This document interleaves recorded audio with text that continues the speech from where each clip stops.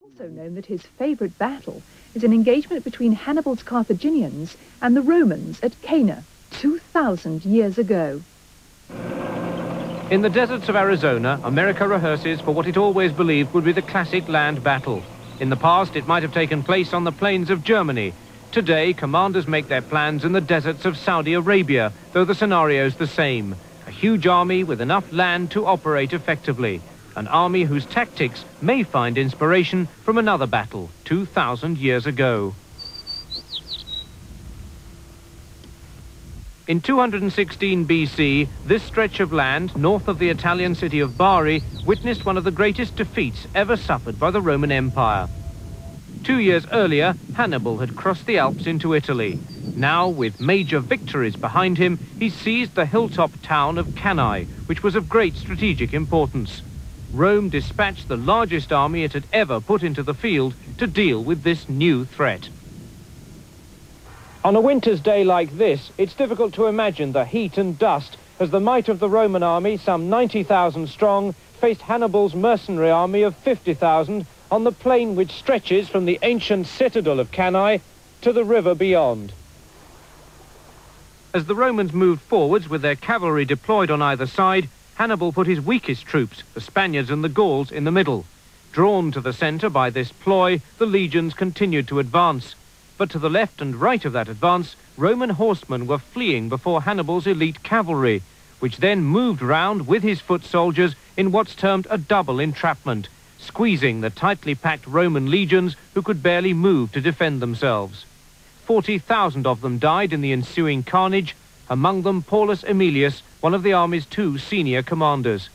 Hannibal's pioneering tactics had lost him just 6,000 and were to be admired by military men through history. Admiration shared by General Norman Schwarzkopf, Allied commander in the Gulf and an avid historian. Cannae is said to be his favourite battle, and like so many young officers, he learnt its lessons at America's West Point Academy. West Point is the US equivalent of Sandhurst. The young men and women who train there are considered the cream of the officer corps. Norman Schwarzkopf, in common with all those who reached the academy, faced the practicalities of army life combined with a great deal of military history. Okay, yeah.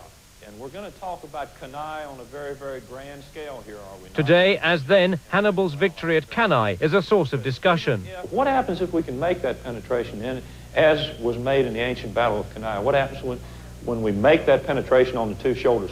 Find the enemy weakness, dislocate the enemy force, use mobility and superior agility to achieve a mass and a decisive effect on the battlefield. Cannae was all of that. But can the lessons of the past be applied to a desert land battle in the Gulf? Concern to keep casualties as low as possible may well mean the Allies avoid the strongly defended positions along the Kuwaiti border. Instead, they may favour a long sweep round, drawing out elite Republican Guard units for the big set-piece battle. As the Iraqis move forward, the Allies would deploy a defensive wall of dug-in armour. With Iraqi units brought up short, Allied armour would then move to cut off any escape route, as 2 more tank groups attacked the trapped Republican Guard units in a classic cavalry manoeuvre. But Saddam Hussein's officers know their military history too. Many of them were trained in Britain, and they'll also know their opponents. They'll know that the ultimate head of Allied operations is not Schwarzkopf, but Colin Powell, the first chairman of the US Joint Chiefs of Staff not to go to West Point. A man who may well reject classroom tactics and adopt a less conventional strategy. At Cannae, ranks of grapevines now line the fields where the legions fought and died, graves in the town, testimony to Hannibal's initiative. Saddam Hussein may be prepared for similar tactics, but he cannot be sure. And what he certainly can't know is where and when.